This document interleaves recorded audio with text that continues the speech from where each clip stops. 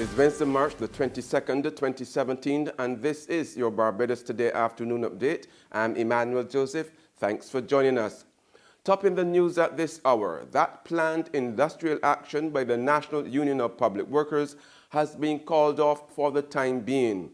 NUPW President Akani McDowell told Barbados Today this morning that the new development has come about because the government has now agreed to return to the bargaining table on April the 4th to discuss the union's demand for a 23% pay hike for public officers. McDowell says it's a step in the right direction, considering that the last meeting was in October last year. What we hope we would get coming out of the meeting now is that we would have some kind of agreement. Remember that these negotiations go on quite some time, so you have to continue to meet. The government would know. But what it would do is that it would give the government the opportunity to bring their side of the story, and the union will bring their information or our information and present it to the government.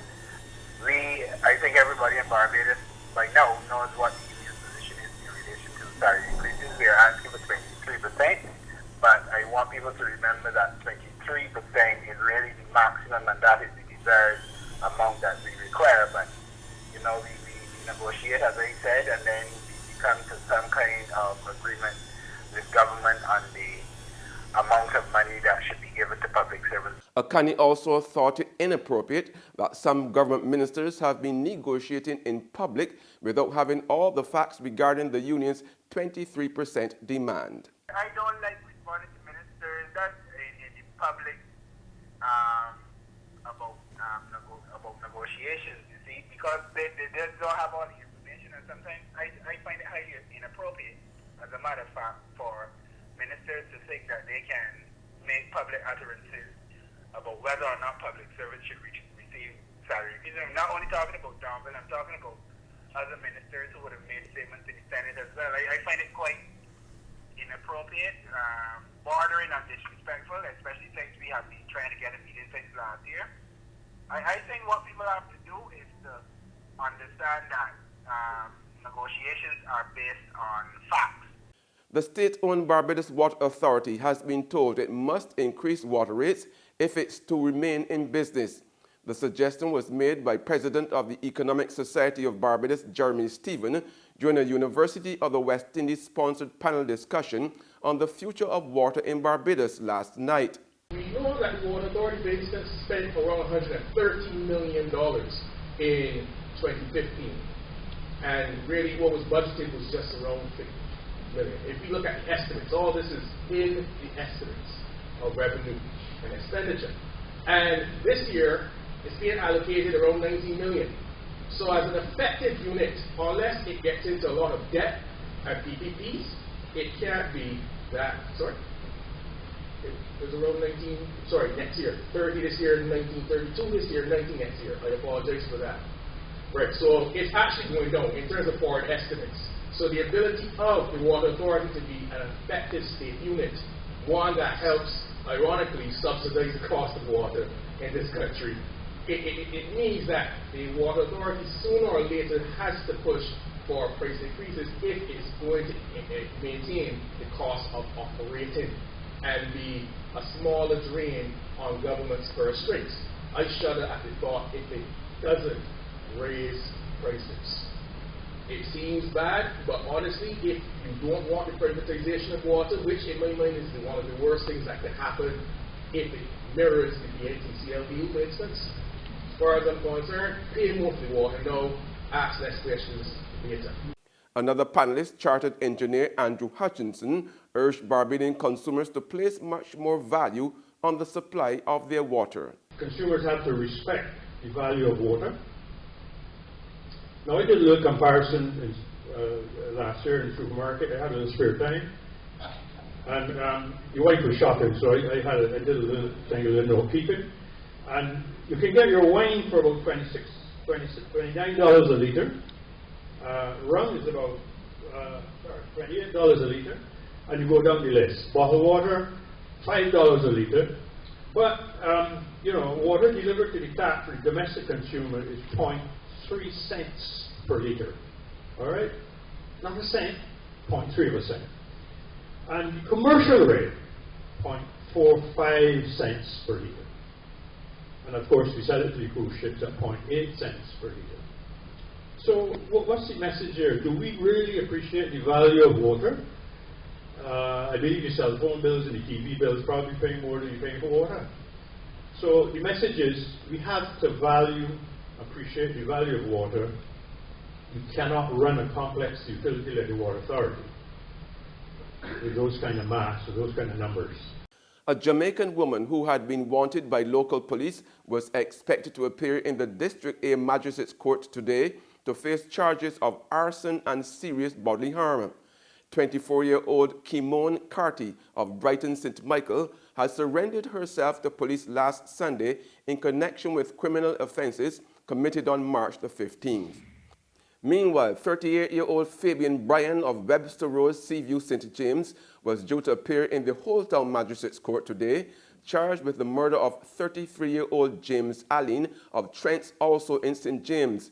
Now, police say they had received a report of a shooting at Trents, and when they arrived at the scene, officers found Allen lying on his back in his garage with multiple gunshot wounds about the body. He died later at the Queen Elizabeth Hospital. Cable and wireless communications is currently undergoing a transitional phase with changes taking place in its leadership structure. The company, which operates here as Flow, has seen the resignation of its managing director Niall Sheehy yesterday. Speaking with the media this morning at Flow's Warren's office, new managing director for the Caribbean, Garfield St. Clair, said there was no need for concern as the company undergoes the changes. Vice President of C&W Business, Jensen Sylvester, has been appointed interim managing director of Barbados operations with a permanent replacement yet to be hired. In Barbados, we think we've done a good job in developing talent, again, both technical talent, but leadership talent as well. But we're going to obviously engage in a search in order to see who the best fit for that role is going to be. But right now, I am completely confident, absolutely confident in the leadership team led by Jensen Sylvester, who's perfectly capable in, like I said, executing on the mandate that we have for this Barbados business. But more important, the ambition we have for where we think this Barbados business can go, like I said, given the level of investment that we've made over the past couple of years. So I don't think the public, I don't think regulators, any stakeholders have any need for concern about this transition phase. I think we're ably led. It's a team effort, always has been, and the leadership is going to be, I think, sound and is absolutely intact. There's regional and international news after this short break. Get your paper, get your paper. Only $2.25, $2.20. Who? For what? That's Bear Stale News. I don't read about that on Barbados today since last night.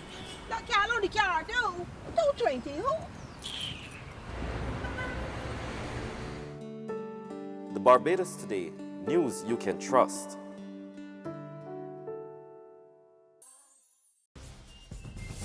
Welcome back with news from the region now. More than 24 families in Jamaica now have to find somewhere to live. As of yesterday, they were kicked out of condemned Housing Development Corporation apartments that they were illegally occupying. Sent packing from homes they should not have been in to begin with. HDC officials, accompanied by police officers, swooped down on the condemned HDC apartment buildings in Harmony Hall, Gasparilla Tuesday, telling people who are living there illegally that they have to get their things and get out. I'm not saying what we did here was right, but this was the best thing for us to do at that point in time. As a single mother of 3 children, going to college, 2 going, what am I to do? I want Ola to tell me, you understand? Because I have nowhere to live. In all, approximately 25 families have been evicted from the buildings. Some families have been living there for at least a year. And on the international scene, a police officer has been stabbed in the Houses of Parliament in central London in what police are treating as a terrorist incident. Commons leader David Lingdington told MPs the alleged assailant was shot by armed police. There are also reports of as many as 5 people being mowed down on nearby Westminster Bridge. MP said they had heard 3 or 4 gunshots. A Downing Street source said Prime Minister Theresa May was okay. Prime Minister May was seen being ushered into a silver Jaguar car as what sounded like gunfire rang out of Parliament during the incident. Staff inside Parliament were told to stay inside their offices. And that's news, but for the very latest, visit our website at www.barbadostoday.bb. Also subscribe to our e-paper, email updates, and like us on Facebook. We are also on Izumi Media in bus terminals, or screenplay at supermarkets and gas stations near you, as well as Channel 99 on Flow TV and Mix 96.9 FM. I'm Emmanuel Joseph. Have a fantastic day.